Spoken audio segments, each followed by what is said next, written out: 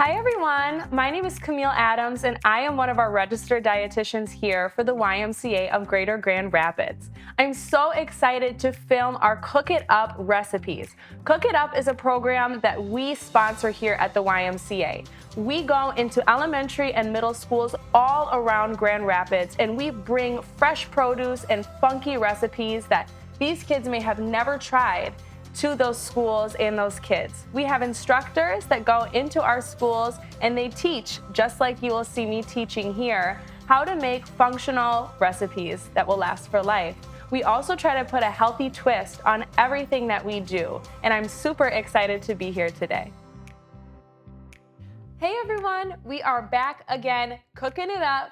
Today we are making a veggie quesadilla. I'm so excited to show you this recipe. It's very easy and it uses some ingredients that you may have never thought to put inside your quesadilla. Again, you can use anything you'd like inside a quesadilla. You can use a traditional protein like a chicken or a steak. You can go the black bean route. But today I wanted to highlight how to use mushrooms in your quesadilla. So today the star of this veggie quesadilla to give us some texture is going to be these portobello mushroom caps, making it very affordable. And mushrooms are extremely high in vitamin D, which is great, especially if you live in a place like Michigan where it's cold for half of the year. Right, so let's get started with cutting our ingredients. We have our portobello mushroom caps. We are going to use half of a green bell pepper. We're also going to use half of a white onion. We're going to saute those up and then make our quesadilla. And of course, can't forget our cheese. You can leave out the cheese if you have a dairy issue and maybe replace it with something like hummus or avocado as a healthy fat. But today we are going to use cheese.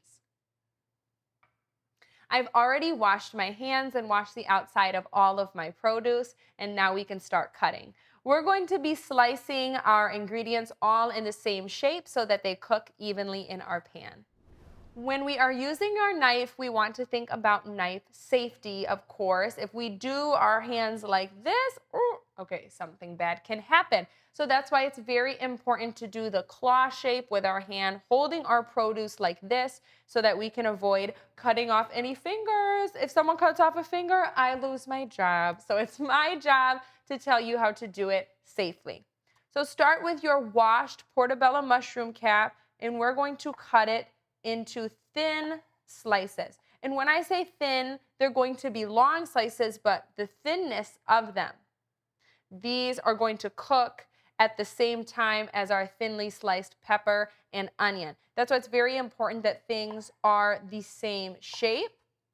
Mushrooms, of course, like I said, are high in vitamin D, but they also have a lot of water in them. So they can be very hydrating, which you don't think about when you think about eating mushrooms. They have a great thick texture to them. That's why I like using them instead of meat in a dish. And we're still going to get our protein from our cheese and our plant-based protein from our other ingredients as well. So all of our mushroom is cut. You need about one whole mushroom. Now I'm going to use 1/2 of my white onion. Make sure to cut off the top and the bottom part of the onion and peel the outer layers. Our peeled onion is ready to go. Every time I have an onion, I think about that line in Shrek where he says, ogres are like onions. We have layers. Onions have so many layers, and that's why sometimes they can make you cry because there are so many layers of flavor. But today, we are going to keep it simple. No ogres involved, everyone. So we're going to set half of that aside. And then slicing is very different than dicing. Just like the shape of the mushroom, you want thin slices, almost in a moon shape. So I'm going to just follow the natural lines of the onion and slice them up. I love using onions in this recipe because once they cook for long enough, the sugars inside it start coming out and they caramelize. And it gives just such a rich, deep flavor that really helps the quesadilla, especially when you're not using meat. Now, as you can see, we have all these slices right here to use. I'm going to set these aside. And then lastly, we're just going to slice our bell pepper. If there are any seeds, just push them aside. We can throw them away later. And just like I said before, slicing in the same thin strip shape.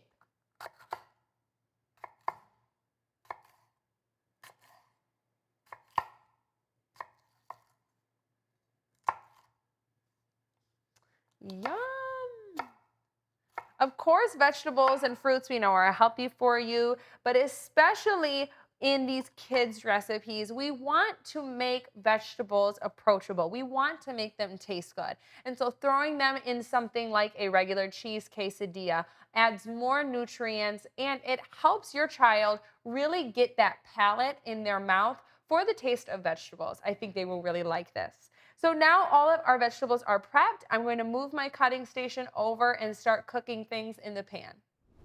Now we are ready for the fun part, to build our quesadilla now that everything is prepped. So I have my pan in front of me, and you could do this over a stove, an induction plate like I have here, or even with a large griddle depending on how much you're making. Now when using an induction plate, it heats up fast. So we gotta move quickly, and that's why I always prep everything before. So what we want to do is we want to start our pan, so we're going to push start. And it automatically starts on medium high, which is around 375 degrees. That's gonna be way too hot as we really wanna cook these. So I'm going to turn this down to medium, to 275. We have some vegetable oil in front of us. You can use whatever type of oil you'd like. We're going to be using the same oil to cook our quesadilla. And so we want an oil that can have a little bit higher temperature. That's why I didn't use olive oil for this. Another type of oil you could use is avocado oil or canola. So we're going to start with 2 tablespoons of our oil in the pan. Like I said, this gets hot pretty fast, so we don't have to wait too long. But a great way to know if your pan is hot is to gently put your hand over it, like I'm doing right now. Another way is a visual cue. When you look at the oil, it'll start to spread, and that's how you know it's heating up. So now we can go ahead and start adding our prepped ingredients. So I'm going to start with our onions. Very carefully putting these in the pan. And everything will break up once you start to cook it. I used to have a bad habit of pulling out each layer. It naturally happens with the heat from the pan. Now I'm going to add our sliced green bell pepper. I add these 2 first and let them cook for a few minutes because our mushrooms will cook a little bit faster than these 2, especially with our green bell pepper. It has a tough outer skin. So I like to cook these a little bit before I add my mushrooms in. So go ahead and let these saute for a couple minutes and then we can add our mushrooms. This is already smelling super good and fragrant already. And we've let this outer shell of the bell pepper and the onion cook a little bit. So now it's a good time to add our sliced mushrooms. Our mushrooms are going to suck up all the flavor that we put into it, just like a meat or a tofu or a bean product. So that's why I like to add them a little bit later and then add them in with our seasonings. So speaking of, here are the seasonings that we're going to be using. We're going to be using some chili powder. We're going to use about a tablespoon of this chili powder. Cumin, also going to be using about a tablespoon. And then we have garlic powder as well. Of course, you can use fresh garlic, but this just makes it easier. And again, we're all about being easy here, especially when we're already using fresh ingredients. So go ahead and take your spatula and move everything around. And soon everything will start to get soft and you'll really start to smell all these spices.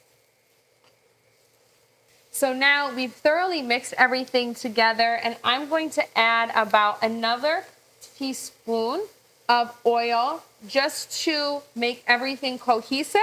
And then you're going to want to let this cook at the same heat for about 5 to 7 minutes. You want everything to cook down really soft. Now we have given our mushrooms, our onions, pepper, and all of our seasonings a really nice saute. And I've turned my pan down to low, and so we can be done. So we're going to push clear and off. Now we can build our quesadilla and put it back in the pan. So I'm going to take a little bit of this mixture. Oh, it smells so good. It's fragrant. It's nice and cooked down, so the natural flavor of all the ingredients are in there as well. So I'm going to take about half of my mixture, and I already have a tortilla ready and waiting for me.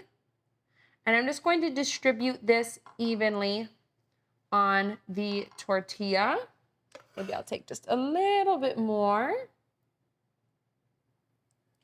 And then we can set some of this to the side as well. Wow, we are almost done. But of course, what are we missing? We're missing our cheese. So I'm going to put about 1/4 of a cup of cheese on half of the quesadilla. And I'm doing half because we want to fold it over. Okay. So now we are ready to cook it in the pan. You can optionally clean out your pan, but I like to keep all the spices in there because it's going to make our quesadilla taste even better. So we're going to do a couple tablespoons of oil again so that we can fry up our quesadilla in the pan. So now we can turn our pan back on. We're going to push start, and then we'll push medium heat, but we may crank it up just a little bit because theoretically we're frying, not a deep fry like a French fry or a chicken tender, but we are crisping up the outside of our quesadilla in the pan. So I'm going to let this get hot, and then we can place our quesadilla in, and then it's almost time to eat. So excited. Here we have our quesadilla. I'm going to fold it in half. And you don't want to put so many ingredients in there that they come oozing out. So filling it up about halfway is great. So I'm going to gently take our quesadilla and place it in the pan. Now that it's in our pan, I'm going to turn it up. I'm not going to turn it all the way to 375, that's medium high, but I am going to turn it to 350 degrees.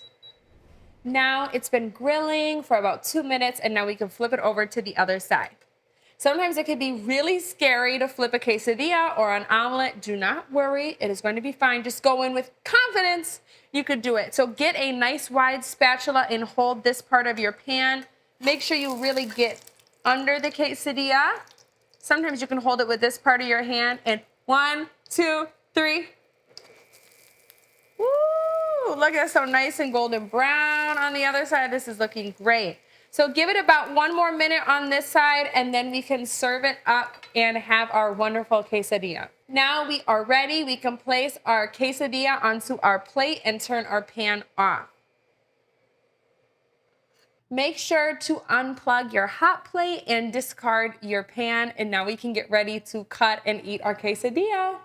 Yay, this is it. This is our wonderful veggie quesadilla with grilled mushrooms, onions, bell peppers, lots of seasoning, and yummy cheese. I garnished it with some beautiful cilantro on top, and I can't wait to see what you all think about this recipe. I know I love it. It's great, healthy, and anyone will enjoy a quesadilla.